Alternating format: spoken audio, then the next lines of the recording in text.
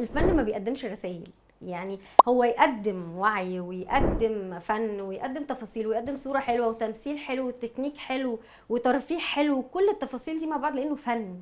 هو مش قاعد في برنامج او مش قاعد في حوار صحفي او ايا كان وبيقول احنا عايزين نعمل كذا والقانون ينص، لا.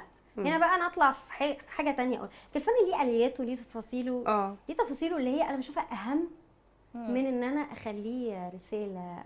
يعني بصي بنختزل اقول لك يعني وجهة نظري، المباشر بينفع مع فئة معينة من الناس، واللي بيحمل رسالة ذوقية وغير مباشرة ده له نخب وجمهور. حقيقي. انا لسه قايله لك ايه، انه هي لسه احيانا قايله بنحتاج هي قالت كده رغم في بدايه الكلام اعتراضي او فعلا. اعتراض البعض عليه، لاننا بنحتاج احيانا. احنا النهارده لسه ما عندناش الوعي مثلا بقضايا التحرش بالاطفال، فمفيش مشكله لما عمل يطلع يتكلم بشكل مباشر. ممكن يبقى فنيا مش منضبط بنسبه كبيره، بس انا محتاجاه النهارده، انا محتاجه ده.